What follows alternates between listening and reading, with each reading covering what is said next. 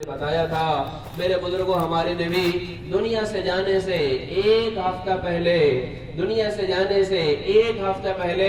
غالباً ربیع الاول کی 6 یا 7 تاریخ تھی۔ اما عائشہ رضی اللہ تعالی عنہ کے کمرے میں ہمارے نبی تھے اور ہمارے نبی کے دائیں بائیں 8-10 صحابہ بیٹھے ہوئے تھے۔ ہمارے نبی کہنے لگے، مسلمانوں، اللہ کے پاس جانے کا وقت آ چکا، سدرۃ المنتہا کی طرف جانے کا وقت آ چکا، جنت الماوا کی طرف جانے کا وقت آ چکا۔ جب ہمارے نبی اپنے جانے کی خبر دینے لگے تو صحابہ ایک دم سے بے چین ہو گئے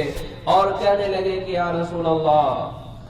ہمارا حال تو یہ ہے، ہم اپنے گھر والوں میں ہوتے ہیں، بیوی بچوں میں ہوتے ہیں، اور یا رسول اللہ اگر آپ کی یاد آ گئی تو اس وقت تک ہم کو سکون نہیں ملتا جب تک یا رسول اللہ ایک نظر آ کے ہم آپ کو دیکھ نہ لیں۔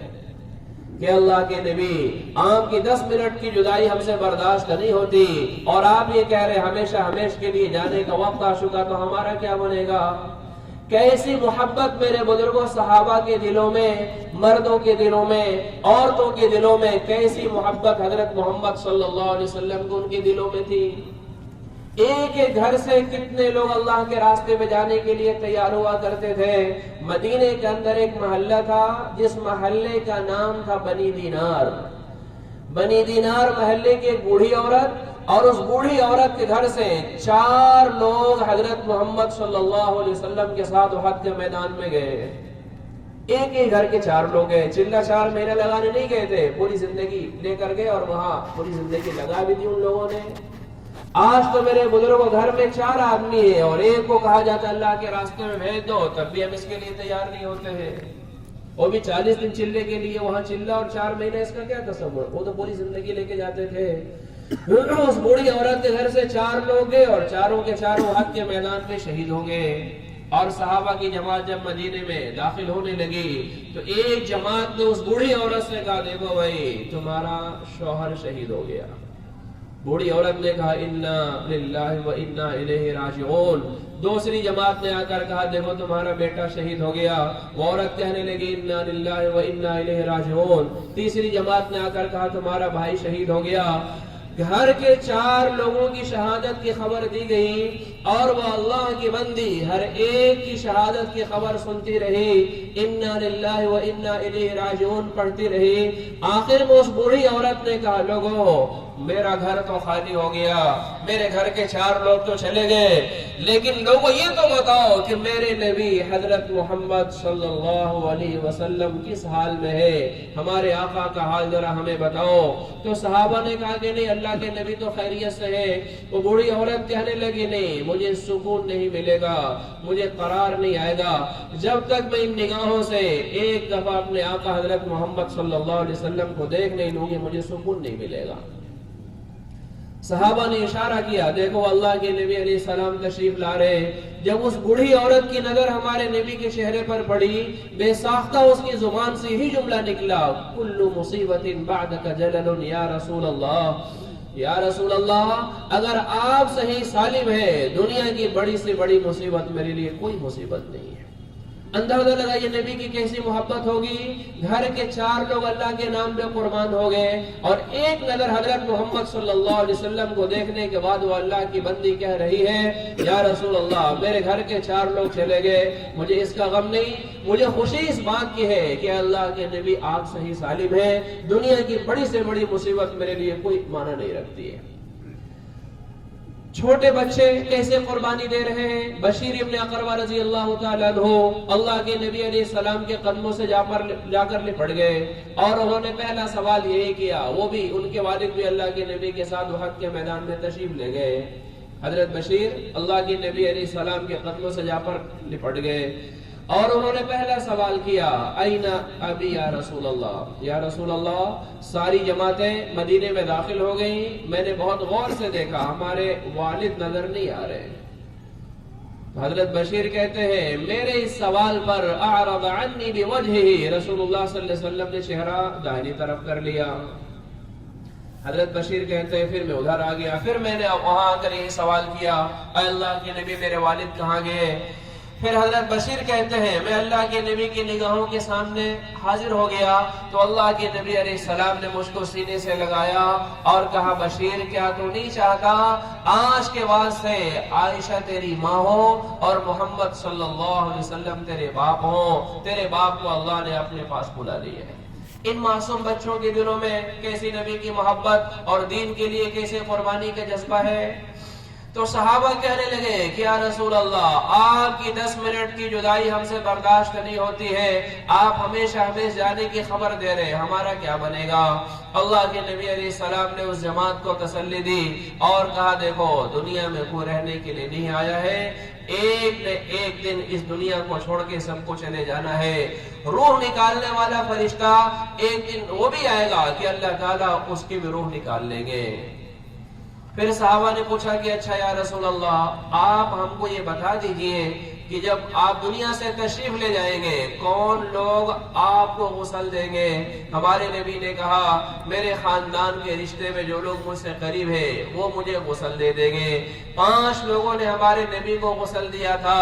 اوس بن خولہ انصاری رضی اللہ تعالیٰ عنہ پانی بھر کے لاتے تھے، حضرت اسامہ رضی اللہ تعالیٰ عنہ اوپر سے پانی ڈالتے تھے، حضرت عباس کے دونوں لڑکے فضل اور قسم کروٹیں بدلتے تھے اور حضرت علی رضی اللہ تعالیٰ عنہ غسل دے رہے تھے اور رو رہے تھے۔ ان 5 مبارک ہستیوں نے ہمارے نبی کو غسل دیا تھا، اوس بن خولہ انصاری، اسامہ بن زید، فضل اور قسم اور حضرت علی رضی اللہ عنہ مجمعین۔ پھر صحابہ نے دوسرا سوال کیا کہ یا رسول اللہ آپ ہمیں یہ بتا دیجئے کس کپڑے میں آپ کو کفن دیا جائے گا؟ ہمارے نبی نے کہا دیکھو یا تو میں جو کپڑا پہنا ہوں انہی کپڑوں میں مجھے کفن دے دینا، یا پھر مصر کے جوڑے میں مجھے کفن دے دینا، یا پھر یمن کے جوڑے میں مجھے کفن دے دینا۔ اور ایک سوال جو ہے صحابہ بھول گئے، یہ پوچھنا بھول گئے کہ یا رسول اللہ آپ کو غسل دینے کے لیے آپ کے کپڑے اتارے جائیں گے یا کپڑے نہیں اتارے جائیں گے؟ جب اللہ کے نبی علیہ السلام کو غسل دینے کا وقت آ گیا صحابہ میں 2 رائے ہو گئی، کچھ صحابہ کہہ رہے تھے کپڑے اتار دیے جائے، کچھ صحابہ کہہ رہے تھے نہیں نبی کو انہی کپڑوں میں غسل دے دیا جائے۔ ایک دم سے ہر ایک کے اوپر نیند کا غلبہ ہو گیا، کوئی آواز آ رہی تھی جو سب کے کانوں میں تھی، کوئی بولنے والا بول تو رہا تھا لیکن اس کی شکل نہیں دکھ رہی تھی اور آواز یہی تھی نبی کو غسل دینے کے لیے ان کے کپڑے نہیں اتارے جائیں گے، نبی جو کپڑا پہنے انہی کپڑوں کے اندر ان کو غسل دے دیا جائے گا۔ تیسرا سوال ان لوگوں نے کیا رسول اللہ آپ ہمیں یہ بتا دیجئے کہ آپ کی جنازے کی نماز کیسے پڑھی جائے گی؟ اللہ کے نبی علیہ السلام نے کہا مسلمانوں تم نے بہت بڑی بات پوچھ لی، ذرا ٹھہرا تو صحیح۔ پھر ہمارے نبی نے ارشاد فرمایا کہ مسلمانوں دیکھو جب مجھے غسل دے دیا جائے، جب مجھے کفن پہنا دیا جائے اور حجرہ عائشہ میں جب میری قبر بنا دی جائے، سارا انتظام مکمل ہو جائے تو ہمارے نبی نے کہا تھا مسلمانوں تم سب تھوڑی دیر کے لیے حجرے سے باہر چلے جانا، اس لیے کہ سب سے پہلے میرے ہم نشین، میرے خلیل، میرے جگری دوست حضرت جبریل علیہ السلام لاکھوں فرشتوں کے ساتھ سب سے پہلے وہ میری جنازے کی نماز پڑھیں گے،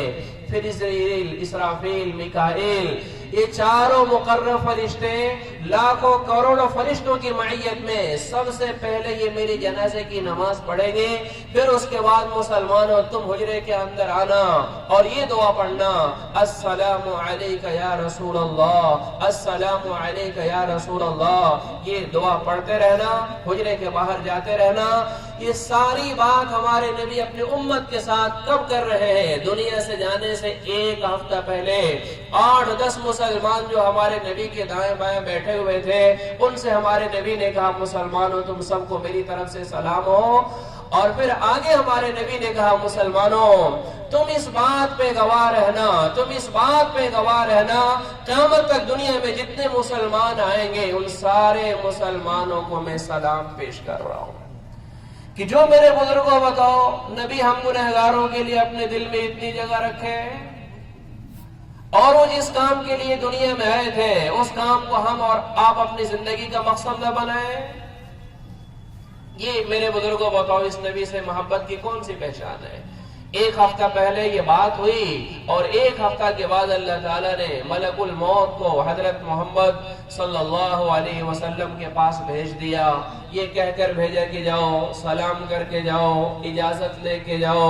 آنا چاہیں تو لے کر آؤ، نہ آنا چاہیں تو چھوڑ کر چلے آؤ۔ ملک الموت آئے، دروازے کے باہر بیٹھ گئے، جبریل آئے، اندر چلے گئے۔ اما عائشہ رضی اللہ تعالی عنہ کے سینے پر ہمارے نبی کا سر تھا، سامنے جبریل کھڑے تھے، کہنے لگے یا رسول اللہ اب ملک الموت دروازے پر آپ کو لینے کے لیے آ چکا ہے۔ ہمارے نبی نے کہا جبریل تم بتاؤ تمہاری کیا رائے ہے، میں آسمان پر چلوں یا یہی زمین پہ رہ جاؤں؟ حضرت جبریل کہنے لگے یا رسول اللہ آسمان پہ تشریف لے چلے، وہاں اللہ تعالیٰ آپ کی ملاقات کا شوق رکھتا ہے۔ ہمارے نبی نے کہا جبریل میں نہیں جاؤں گا، مجھ سے پہلے تم جاؤ اور جاؤ میرے رب سے یہ پوچھ کر آؤ کہ میرے جانے کے بعد میرا اللہ میرے کلمہ پڑھنے والوں کے ساتھ کیا معاملہ کرے گا۔ جو میرے بزرگوں ہم گنہگاروں کے اتنا خیال کر رہے ہیں،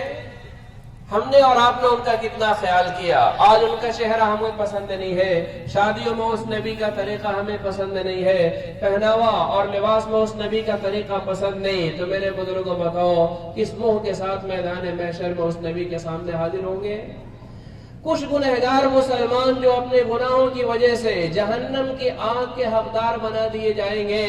اور فرشتے انہیں کھینچتے ہوئے جہنم کی آگ کی طرف لے چلیں گے، تو اگر میرے بزرگوں دنیا میں صرف نعرہ ہی نعرہ ہوگا، حب رسول کا دعویٰ ہی دعویٰ ہوگا، عشق رسول کا نعرہ ہی نعرہ ہوگا، لیکن زندگی محمد الرسول اللہ کی سنت سے خالی ہوگی، تو پھر وہاں بھی انجام کیا ہوگا؟ حدیث میں ہے یہ گنہگار مسلمان فرشتے تھوڑے دنوں کے لیے اپنے گناہوں کی سزا کاٹنے کے لیے جہنم کی آگ کی طرف انہیں لے چلیں گے، تو یہ گنہگار راستے میں تو نعرہ لگائیں گے، کیا نعرہ لگائیں گے؟ یا محمد یا محمد یا محمد کا نعرہ لگائیں گے، لیکن جیسے ہی جہنم کو، اس کی آگ کو، اس کے سانپ کو اور اس کے بچھوؤں کو دیکھیں گے، حضرت محمد صلی اللہ علیہ وسلم کا نام ہی بھول جائیں گے۔ جہنم کا فرشتہ جس کا نام مالک ہے وہ ان فرشتوں سے پوچھے گا جو ان کو لے کر آئے ہیں، پوچھے گا بتاؤ بھائی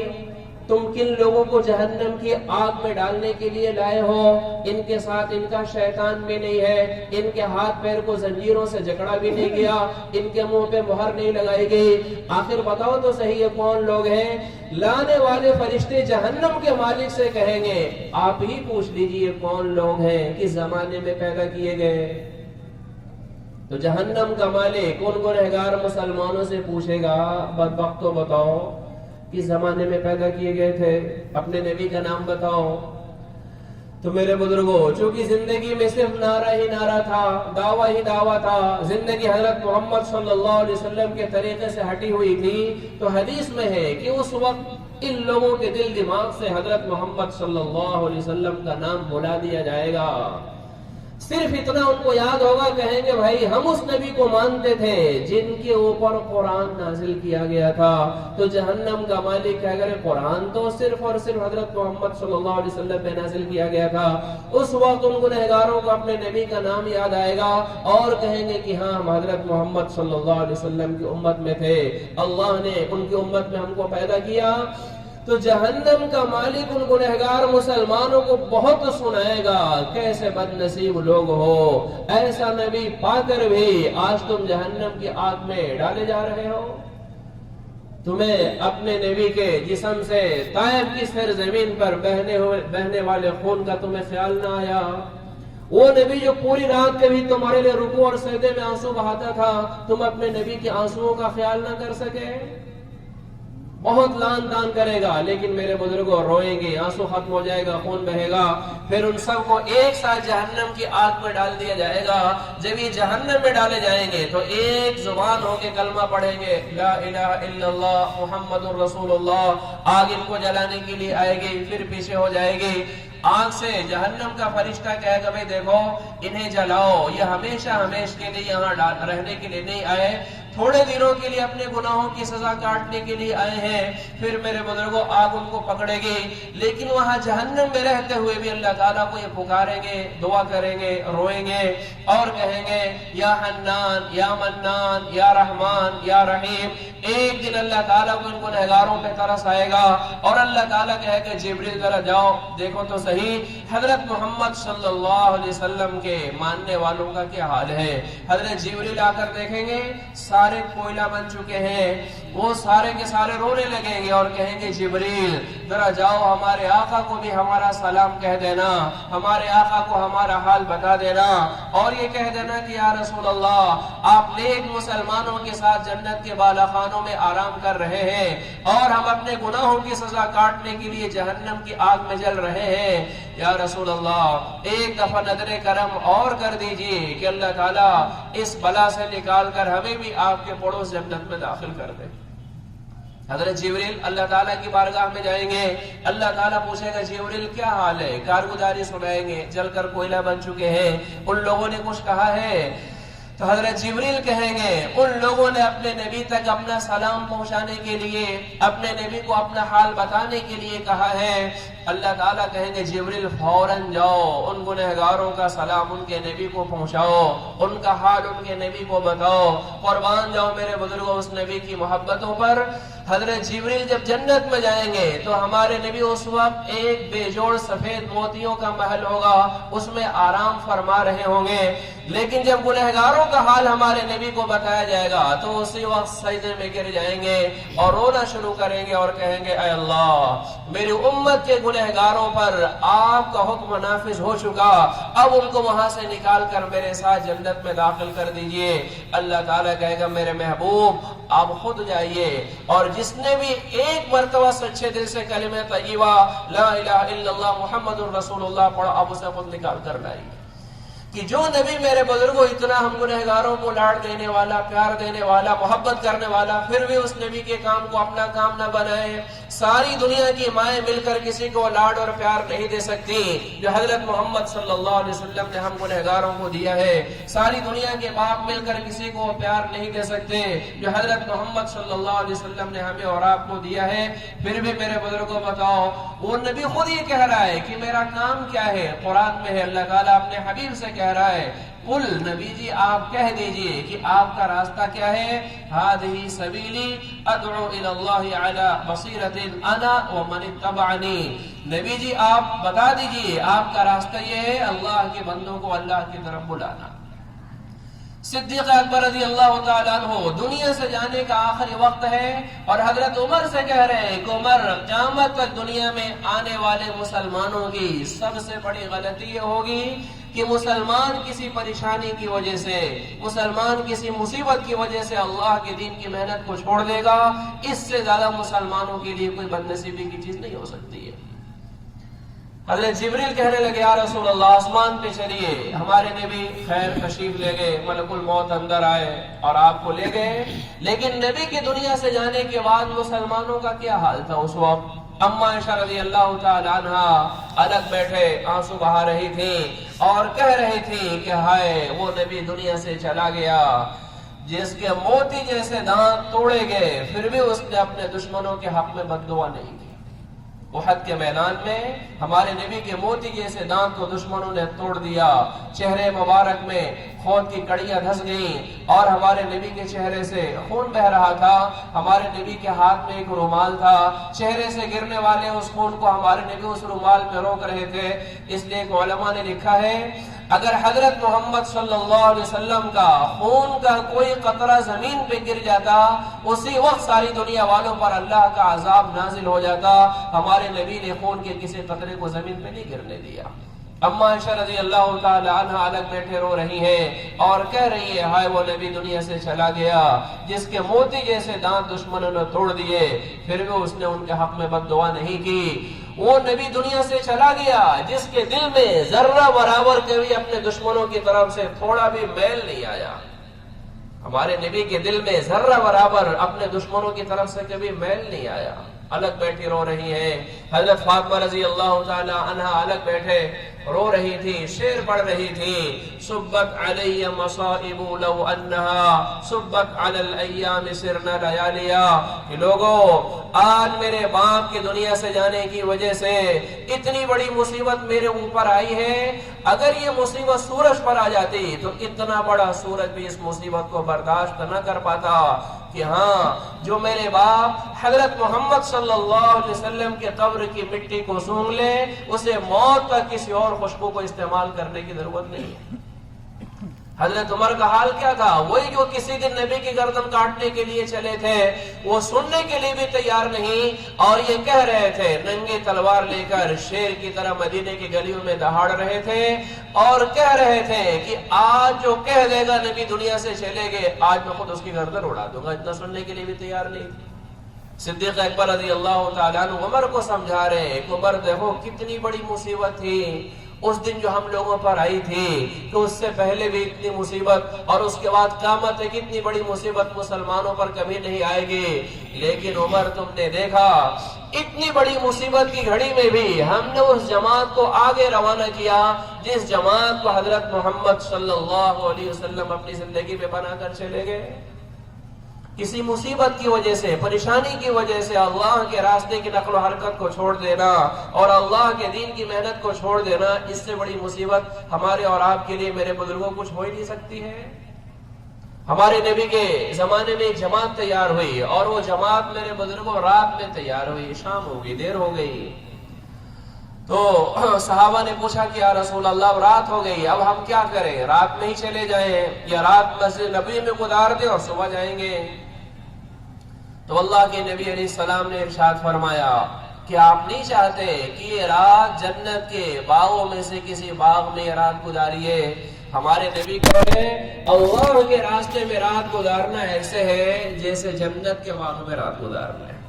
آج تو میرے بزرگوں ہم اور آپ دعا کرتے ہیں اللہ جنت دے دیجئے، اور اللہ کے راستے کی راتوں کو ہمارے نبی جنت کا باغ بتا رہے ہیں، اس میں جانے کے لیے ہم اور آپ پیچھے ہو جاتے ہیں۔ ہمارے نبی کے زمانے میں ایک جنازہ مدینے سے باہر لایا گیا، ہمارے نبی نماز پڑھانے کے لیے آگے بڑھے، حضرت عمر رضی اللہ تعالی عنہ نے منع کر دیا، لا تصلی علیہ یا رسول اللہ فإنہ رجل فاسق، یا رسول اللہ یہ دنیا سے جانے والا بہت بڑا گنہگار ہے، آپ اس کی جنازے کی نماز یا رسول اللہ آپ نہ پڑھائیے۔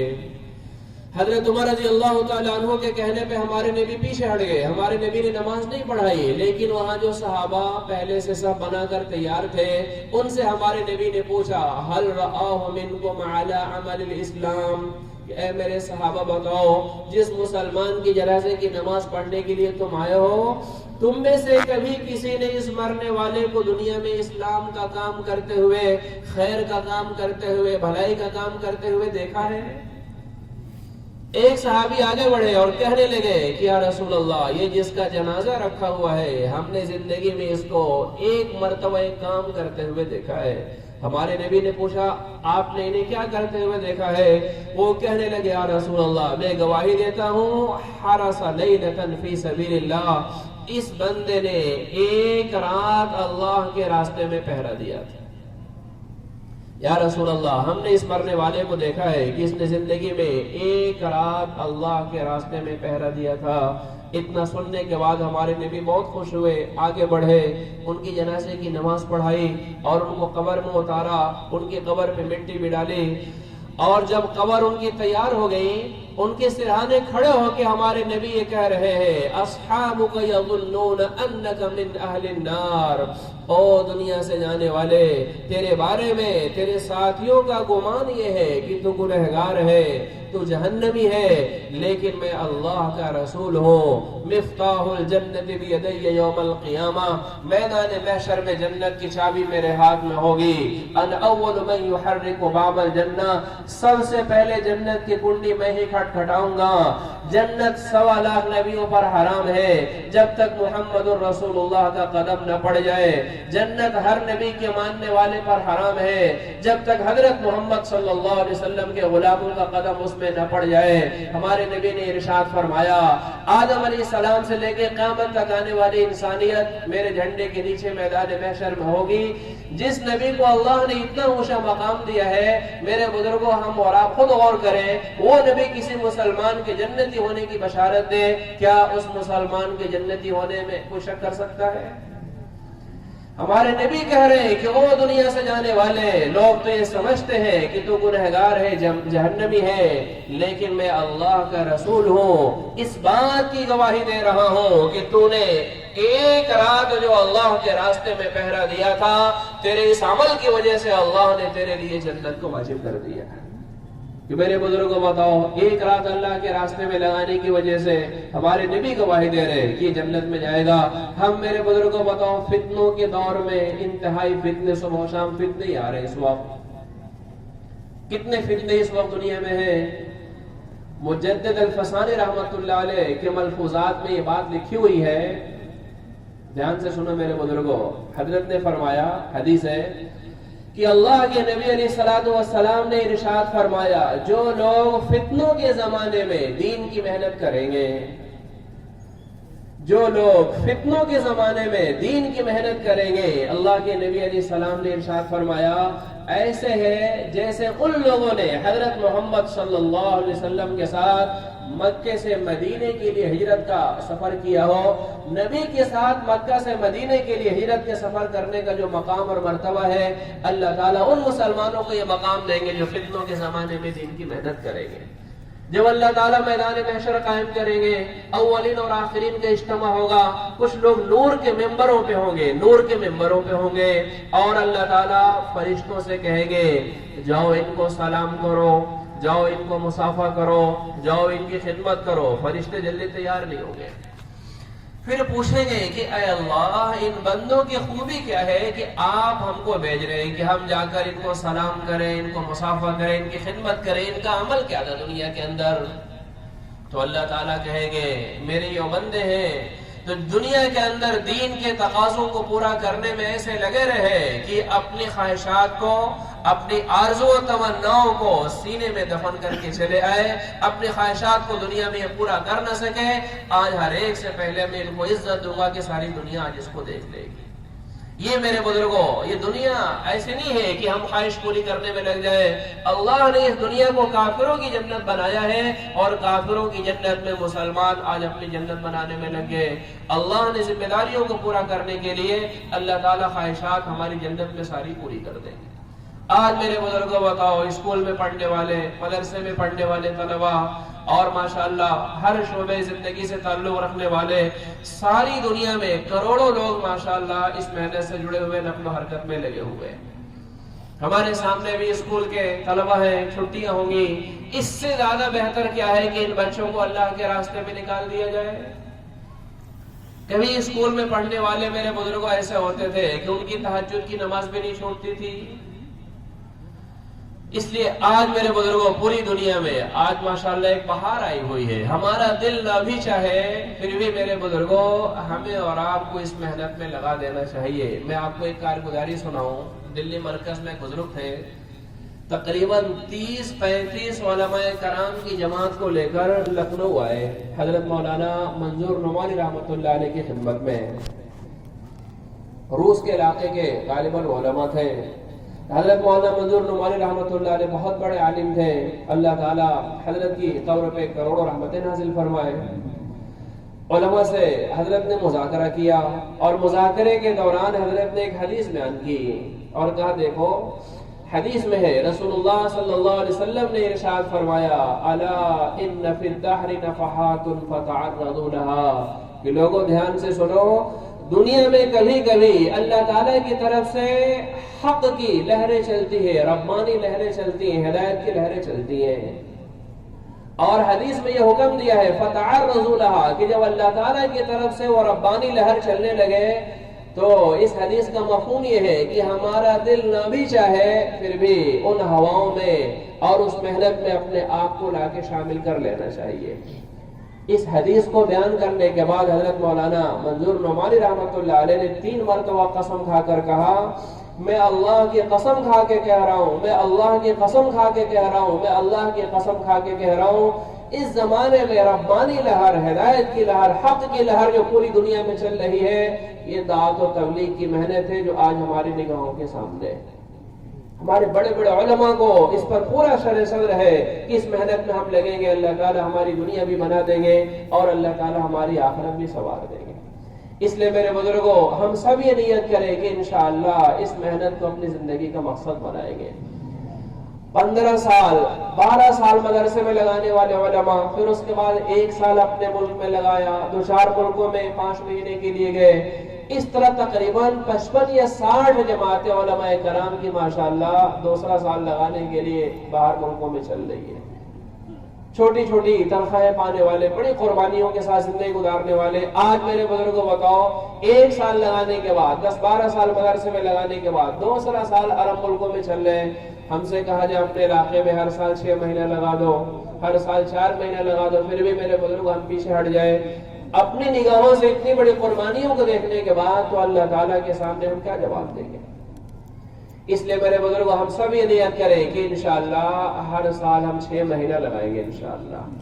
4 مہینہ اپنی مسجد کے مشورے سے، اپنے علاقے کے مشورے سے لگائیں گے، اور 2 مہینہ عالمی مرکز بنگلے والی مسجد میں انشاءاللہ لگائیں گے.